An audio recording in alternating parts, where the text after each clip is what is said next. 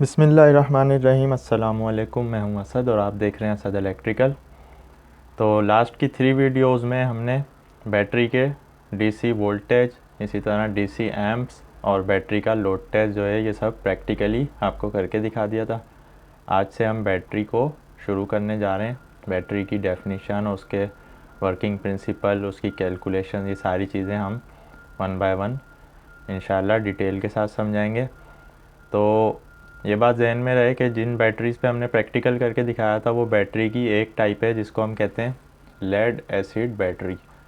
इसकी spelling lead की तरह ही है, लेकिन यही स्पेलिंग LEAD जो है वो लेड के लिए भी यूज़ होती है यहाँ पर, लेड एसिड बैटरी। तो इसको लेड एसिड बैटरी क्यों कहते हैं, ये हम लेड एसिड बैटरी पर इंशाल्लाह आ रहे हैं। तो सबसे पहले तो टाइप्स समझ लीजिए और इसकी हिस्ट्री समझ लीजिए बैटरी की। सबसे पहली बैटरी एलेजेंड्रो वोल्टा ने ईजाद की थी, जो कि हमने बताया था। इसके नाम पर ही EMF या पोटेंशियल डिफरेंस का जो यूनिट है वो वोल्ट रखा गया था, जो कि 1800 के करीब इस अरसे में इसने सबसे पहली बैटरी ईजाद की थी। उस बैटरी का नाम वोल्टेक पाइल था। आगे चल के बैटरी पे मज़ीद काम हुआ तो बैटरी की मुख्तलिफ़ टाइप्स जो है वो ईजाद हुई। बैटरी की टाइप्स बहुत ज़्यादा हैं। मैंने यहाँ पे सिर्फ 3 कॉमन टाइप्स लिखी हैं जो कि प्रैक्टिकली सबसे ज़्यादा यूज़ होती हैं। लेड एसिड बैटरी, जो कि आपने देख ली है वीडियोस में। आज का टॉपिक हमारा उसी से रिलेटेड है, हम इसको समझेंगे डिटेल के साथ। ये गैस्टन प्लेंटे नाम का एक फ्रेंच साइंटिस्ट था, उसने 1859 यानी 1859 में ये ईजाद की थी। दूसरी मशहूर जो बैटरी की टाइप है वो है alkaline battery. Alkaline battery Lewis Urry करके नाम था, 1950 के करीब इसने ईजाद की थी। ये कैनेडियन साइंटिस्ट था। ये जो बैटरीज़ होती हैं ये अल्केलाइन होती हैं, इन पे लिखा हुआ भी होता है, ये भी अल्केलाइन बैटरीज़ होती हैं। और लेड एसिड आपने प्रैक्टिकली देख ली है। तीसरी जो कॉमन टाइप है फेमस, वो है लिथियम आयंस बैटरी, जो कि हमारे इलेक्ट्रॉनिक्स के कंपोनेंट्स में यूज़ होती है। आप देख सकते हैं ये लैपटॉप की एक बैटरी है मेरे पास, इस पर लिखा हुआ भी होता है ये कौन सी टाइप है, कितने वोल्ट की है, सारी रेटिंग वगैरह। ये लैपटॉप की बैटरी है। तो इलेक्ट्रॉनिक आइटम्स में ज़्यादातर ये यूज़ होती हैं, लिथियम आयंस बैटरी। जो कि इसके जो इन्वेंटर्स हैं वो 3 नाम आते हैं, जॉन, स्टैनले और रैचिड। ये 1970 से लेके 1990s के इस टाइम पीरियड में दरियाफ्त ईजाद की गई हैं। तो बैटरी की 3 कॉमन टाइप्स यानी lead acid battery, alkaline battery, lithium ions battery, ये जो है कॉमन यूज़ होने वाली टाइप्स हैं। तो अभी हम इन 2 को स्किप कर रहे हैं। आज का टॉपिक हमारा लेड एसिड बैटरी है। तो अब हम बात कर लेते हैं लेड एसिड बैटरी पर। तो अगर बैटरी की डेफिनीशन की बात की जाए तो बैटरी की बुनियादी डेफिनीशन ये होती है, a container consisting of one or more cell in which chemical energy is converted into electrical energy or electricity. यानी कि बैटरी की डेफिनीशन क्या है, एक कंटेनर कोई भी बर्तन, कोई भी डब्बा, कोई भी ऐसी चीज़, consisting of one or more cell, जिसमें एक या एक से ज़्यादा सेल्स हों, in which chemical energy is converted into electrical energy, यानी कि जहाँ पर केमिकल एनर्जी इलेक्ट्रिकल एनर्जी में कन्वर्ट हो रही हो। तो बैटरी की डेफिनीशन क्या हुई कि ऐसी चीज़ जो केमिकल एनर्जी को इलेक्ट्रिकल एनर्जी या इलेक्ट्रिसिटी में कन्वर्ट करे वो बैटरी है। तो अब ये एनर्जी की जो कन्वर्जन है इसको थोड़ा सा हम मिसाल से समझा देते हैं। एनर्जी कन्वर्जन्स का क्या मतलब है, यानी कि दुनिया की तकरीबन हर चीज़ में कुछ ना कुछ एनर्जी होती है। एनर्जी को पैदा नहीं किया जाता, बेसिकली एनर्जी जो है वो कन्वर्ट की जा सकती है एक फॉर्म से दूसरे फॉर्म में। हमने यहाँ पर 3 जो है वो नेचुरल एनर्जीज़ की एग्जाम्पल के तौर पर तस्वीरें बनाई हैं। सोलर एनर्जी यानी कि शमसी तवानाई, जो कि सूरज की रोशनी है। ये ज़मीन पर ज़िंदगी का एक बहुत बड़ा सोर्स है। अगर ज़मीन पर सूरज की रोशनी पड़ना बंद हो जाए तो ज़मीन का जो निज़ाम है वो दरम बरम हो जाए। इंसान, जानवर, इसी तरह जो दूसरी चीज़ें, एग्रीकल्चर और इसके अलावा बहुत सारी आर्टिफिशियल चीज़ें भी सूरज की शमसी तवानाई के बदौलत जो है वो काम करती हैं। तो सूरज की रोशनी में एक तवानाई है जिसको हम सोलर एनर्जी कहते हैं। इससे भी हम इलेक्ट्रिकल एनर्जी यानी प्रोड्यूस करते हैं, तो उसको हम कह देते हैं कि ये सोलर सिस्टम है, सोलर एनर्जी को इलेक्ट्रिकल एनर्जी में कन्वर्ट कर रहा है। तो इलेक्ट्रिसिटी बेसिकली जनरेट नहीं होती, वो कन्वर्ट होती है एक फॉर्म से दूसरे फॉर्म में। तो जनरेशन हम उसकी इसलिए कहते हैं क्योंकि हमें इन द एंड जो है वो रिज़ल्ट के तौर पर इलेक्ट्रिसिटी मिल रही होती है। तो सोलर एनर्जी को इलेक्ट्रिकल एनर्जी में कन्वर्ट किया जाता है। इसी तरह विंड एनर्जी जो कि हवा है, हवा में भी एक एनर्जी है। हवा से बहुत बड़े काम लिए जा सकते हैं। हम बड़े बड़े फ़ैन लगाकर उसको घुमाते हैं, उसके पीछे जनरेटर लगाते हैं, तो हमें आखिर में रिज़ल्ट के तौर पर जो है इलेक्ट्रिसिटी मिलती है। तो हम इसको कहते हैं कि विंड एनर्जी को हमने इलेक्ट्रिकल एनर्जी में कन्वर्ट कर लिया है। इसी तरह आबशार से जो पानी गिरता है प्रेशर के साथ, उसमें भी एनर्जी होती है, उसको हम हाइड्रो एनर्जी कहते हैं। उससे भी हम वहाँ जनरेटर लगाकर, वहाँ फ़ैन लगाकर, टरबाइन लगाकर उसको घुमाते हैं, तो फिर हमें जनरेटर से इलेक्ट्रिसिटी मिलती है। तो इसको हम कहते हैं कि हाइड्रो एनर्जी को हमने इलेक्ट्रिकल एनर्जी में कन्वर्ट कर लिया। तो बेसिकली जनरेटर क्या काम कर रहा होता है? जनरेटर बिजली को जनरेट नहीं कर रहा होता है, बेसिकली वो एक एनर्जी से दूसरी एनर्जी कन्वर्ट हो रही होती है। यानी जनरेटर को जब तक घुमाया नहीं जाएगा तो वो बिजली नहीं पैदा कर सकता। तो घुमाने के लिए भी हमें एक एनर्जी चाहिए। तो उसके लिए हम विंड एनर्जी, हाइड्रो एनर्जी या मैकेनिकल एनर्जी, कोई भी डीजल, पेट्रोल, गैस इंजन लगा के उसको मैकेनिकल एनर्जी से जब घुमाते हैं, चाहे तो वो हाथ से ही घुमाएं, तो एनर्जी उसको कोई ना कोई चाहिए घूमने के लिए। उसके बाद वो हमें इलेक्ट्रिकल एनर्जी देगा। तो क्या हो रहा है? एनर्जी की कन्वर्जन हो रही है। सोलर एनर्जी एक रोशनी है, उस रोशनी के ज़रिए ही हम इलेक्ट्रिसिटी प्रोड्यूस कर रहे हैं, तो उसको हम कहते हैं सोलर एनर्जी को इलेक्ट्रिकल एनर्जी में कन्वर्ट कर रहे हैं हम। तो इसी तरह जो बैटरी है वो ख़ुद से तो बिजली नहीं दे रही, उसको जब तक हम कोई चीज़ इनपुट नहीं देंगे उस वक्त तक आउटपुट हमें मिलेगी नहीं।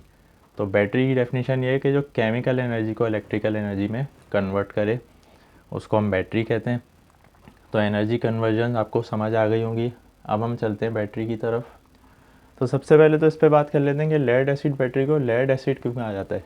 क्योंकि इसमें जो है लेड का इस्तेमाल होता है और एसिड का इस्तेमाल होता है, इसी वजह से इसको लेड एसिड बैटरी कहा गया है। इसमें हम लेड की दो टाइप्स यूज़ करते हैं। एक तो लेड है जिसका केमिकल नेम Pb है, और एक लेड ऑक्साइड है जिसका केमिकल नेम PbO2 है। लेड बेसिकली इलेक्ट्रोड्स होते हैं। इलेक्ट्रोड क्या होता है? इलेक्ट्रोड एक कंडक्टर की एक टाइप है जो कि केमिकल की फॉर्म में जब उसको लेके केमिकल में जब उसको डुबोया जाए तो उससे उस पर रिएक्शन होते हैं। तो इसीलिए केमिकल का जहाँ पर भी रिएक्शन होगा वहाँ पर हम इलेक्ट्रोड्स का यूज़ करते हैं। वो हमें एक अच्छा कंडक्टर के तौर पे काम दे रहा होता है। तो एक इलेक्ट्रोड हमने लिया लेड ऑक्साइड का जिसका नाम PbO2 है केमिकल में, और एक लिया हमने लेड का जिसको Pb कहते हैं। तीसरी चीज़ है डाइल्यूट इलेक्ट्रोलाइट। डाइल्यूट इलेक्ट्रोलाइट क्या है? ये दो चीज़ों पर मुश्तमिल होता है। एक सल्फ्यूरिक एसिड जिसको हम गंधक का तेज़ाब कहते हैं, दूसरा प्योर वाटर यानी कि खालिस पानी। अच्छा, प्योर वाटर आपको जहन में रखना है कि हमारे घरों में जो आता है वो प्योर वाटर नहीं होता बल्कि वो टैप वाटर होता है। टैप वाटर क्या होता है? टैप वाटर में बहुत सारे एडिटिव्स होते हैं, मसलन यानी कि सोडियम, कैल्शियम, क्लोराइड्स। तो ये जितने एडिटिव्स पानी में मिले हुए होते हैं, उसके बाद जो पानी हमें मिलता है वो टैप वाटर होता है। यानी कि पीने के लिए और इस्तेमाल के लिए जो हमारे घरों में पानी आ रहा है वो टैप वाटर है, ना कि प्योर वाटर। प्योर वाटर कौन सा वाटर होगा? जिसमें से ये सारी चीज़ें निकाल ली जाएँ, जो कि खालिस पानी होगा, तो उसको हम कहते हैं प्योर वाटर। तो यहाँ पर प्योर वाटर और सल्फ्यूरिक एसिड यानी कि गंधक का तेज़ाब, जब इन दोनों को मिक्स किया जाए तो इससे हम बनाते हैं डाइल्यूट इलेक्ट्रोलाइट। जो बनता है उसका नाम डाइल्यूट इलेक्ट्रोलाइट होता है। सल्फ्यूरिक एसिड का जो केमिकल में फार्मूला है वो H2SO4 है। पानी का आपको पता है H2O है। तो लेड एसिड बैटरी को लेड एसिड इसीलिए कहा जाता है कि इसमें लेड और इलेक्ट्रोलाइट का यानी कि एसिड का इस्तेमाल किया जाता है। तो अब बढ़ते हैं हम इसके सबसे पहले तो एक जो बात हमें समझनी है सबसे पहले वो ये है कि जैसा कि हमने डेफिनेशन में बताया बैटरी की, कि बैटरी एक या एक से ज़्यादा सेल्स पर मुश्तमिल होती है। तो सबसे पहले हमें समझना होगा सेल को। तो अगर एक सेल हमारी समझ में आ गया तो जब सेल बहुत सारे हो जाएंगे तो वो बैटरी हो जाएगी, सेल्स का मजमूआ। तो सेल किस तरह काम करता है? तो सेल के वर्किंग प्रिंसिपल में जाने से पहले हमें सेल के हवाले से एक और चीज़ समझनी है कि सेल की दो टाइप्स हैं। एक प्राइमरी सेल कहलाता है और एक सेकेंडरी सेल। इन दोनों में बेसिक क्या डिफरेंस है? प्राइमरी सेल यानी कि प्राइमरी सेल या प्राइमरी सेल से बनी हुई बैटरी, उसको हम प्राइमरी बैटरी कहते हैं।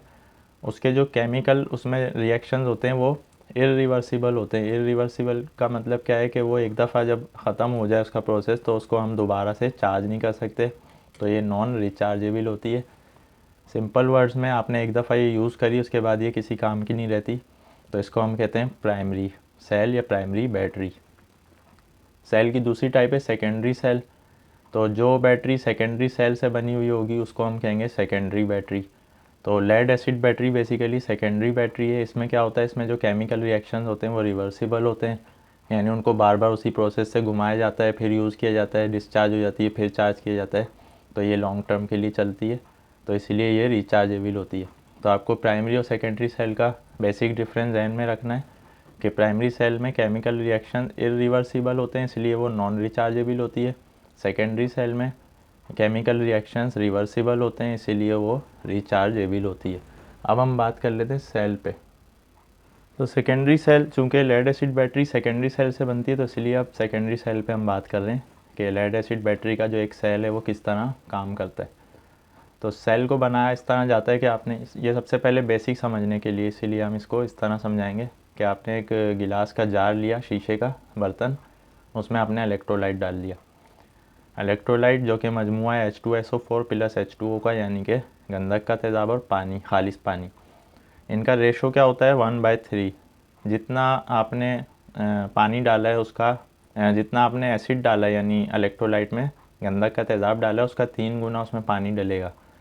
मसलन अगर आपके पास 1 लीटर का जार है, आपने इसमें 1 लीटर इलेक्ट्रोलाइट डालना है, तो उसमें 0.75 जो है वो पानी होना चाहिए और 0.25 जो है वो गंधक का तेज़ाब होना चाहिए, यानी कि 75। इसकी जो मिनिमम रेंज है पानी की वो 65 से लेकर मैक्सिमम 80% तक पानी होना चाहिए। और H2SO4 यानी कि सल्फ्यूरिक एसिड जो है वो आपका 20 से लेकर 35% होना चाहिए। यह मिनिमम और मैक्सिमम रेंज है, इनके बीच में होनी चाहिए। तो इसको नॉर्मली 1/3 का रेशो दिया गया है। तो इस तरह ये मिक्स हो गया इलेक्ट्रोलाइट, आपने एक शीशे के बर्तन में डाल लिया। अब इसके बाद आपको क्या करना है, अब आपने इसमें 2 इलेक्ट्रोड रख लेने, जिनको हम लेड कहते हैं और लेड ऑक्साइड कहते हैं। जैसा कि हमने बताया था कि लेड ऑक्साइड का जो फार्मूला है PbO2 है और लेड का फार्मूला है Pb। तो ये दोनों इलेक्ट्रोड जो है वो आपने इस डाइल्यूट इलेक्ट्रोलाइट के अंदर डुबो दिए और इनको सेपरेट रखना है, यानी ये दोनों मिले ना आपस में। अब क्या होगा, अब इसमें केमिकल रिएक्शन शुरू होंगे। वो केमिकल रिएक्शन जो है उनकी डिटेल में अभी हम नहीं जा रहे, उसको स्किप कर रहे हैं।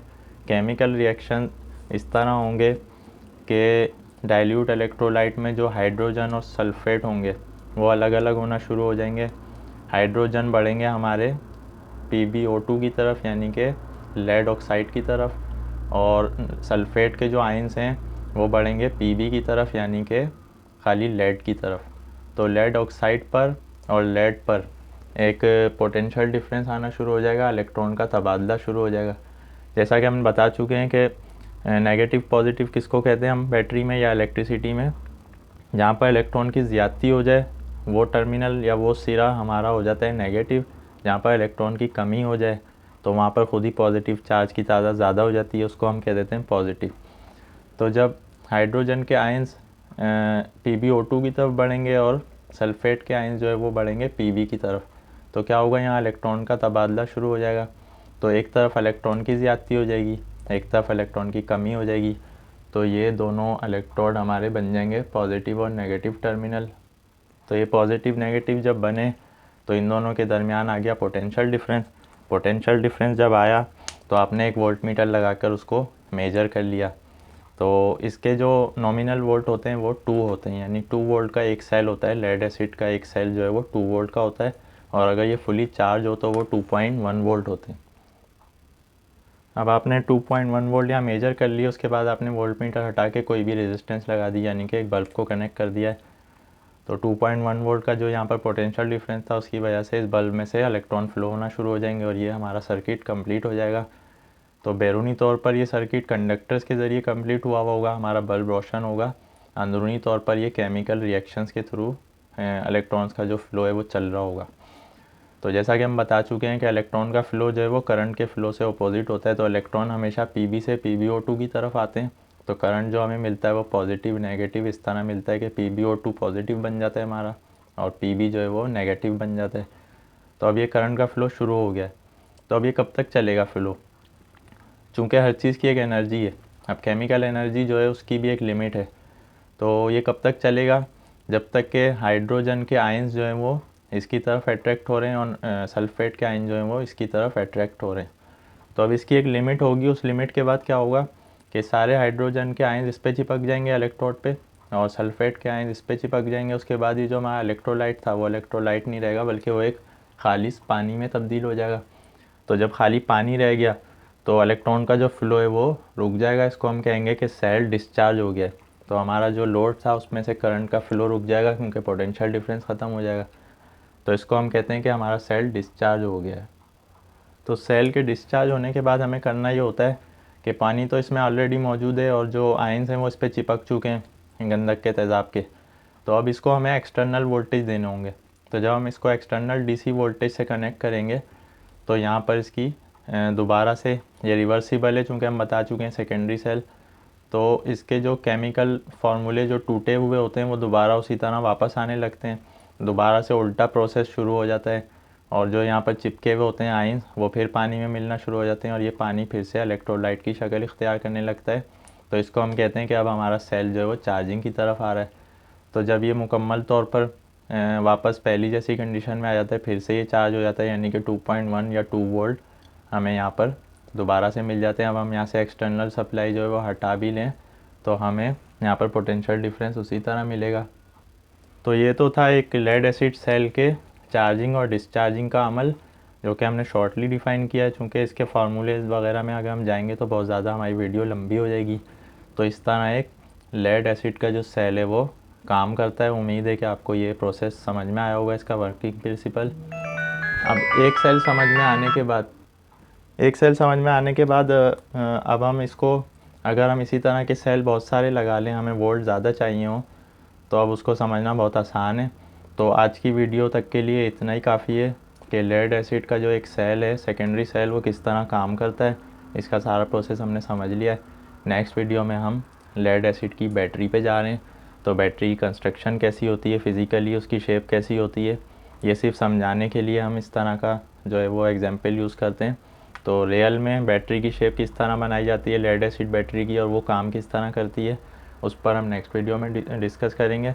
आज की वीडियो से रिलेटेड आपका कोई भी क्वेश्चन है आप कमेंट्स में पूछ सकते हैं। वीडियो पसंद आने की सूरत में लाइक कीजिए। नेक्स्ट वीडियो तक के लिए इजाज़त दीजिए। अल्लाह हाफिज़।